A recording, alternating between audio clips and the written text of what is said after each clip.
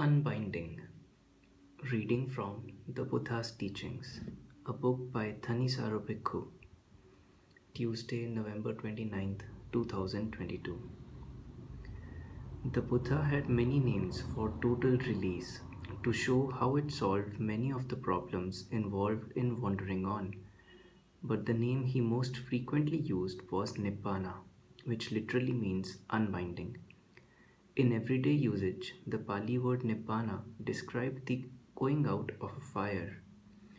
People in the Buddha's time believed that fire was caused by the agitation of the fire property, a potential that existed in a latent state everywhere in the physical world.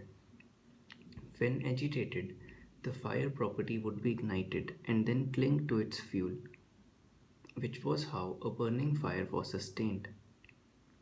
The fire would go out when it let go of its fuel, and the fire property, freed, would return to its earlier unagitated state. The Buddha used the analogy between the freed fire and the released mind to make several points about total release. It is a cool state of calm and peace.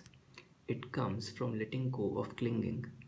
Just as a burning fire is trapped not by the fuel but by its own clinging to the fuel, the mind is trapped not by the aggregates of experience but by its clinging to the aggregates.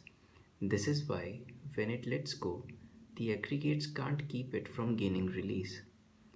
Just as a fire, when it has gone out, cannot be said to have gone east, west, north, or south, similarly, a person fully released cannot be described as existing, not existing, both, or neither.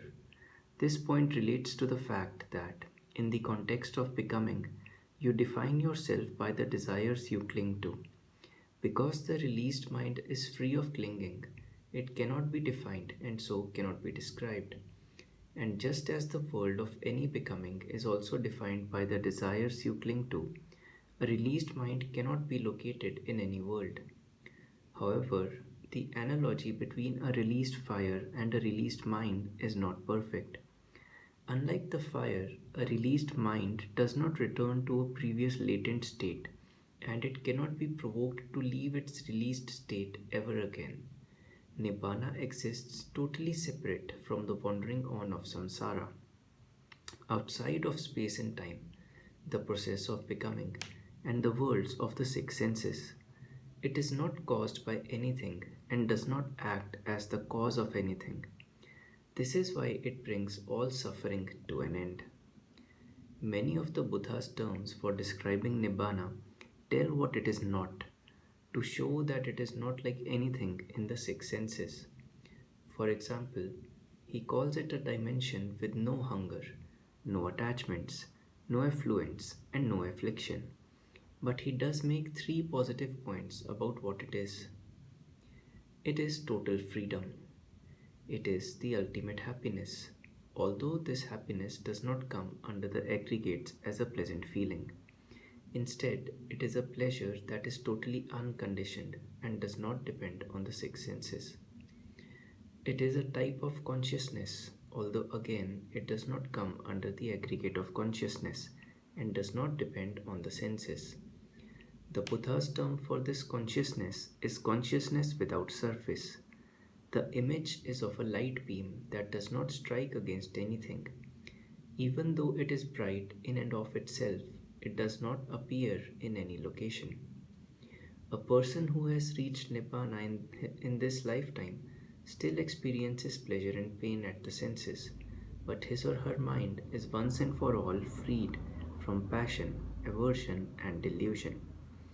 At death, all experience of the worlds of the six senses grows cold, and Nibbana is total. Again, the texts provide an image. Nibbana in this lifetime is like a fire that has died down, but whose embers are still warm. After this lifetime, it is like a fire so totally out that its embers have grown cold. The Buddha realized that Nibbana might sound unpleasant or even scary to people still addicted to feeding, but he assured his listeners that the consciousness and happiness of unbinding are actually the highest happiness possible, the highest safety from hunger, and contain not the slightest trace of regret or nostalgia for what has been left behind.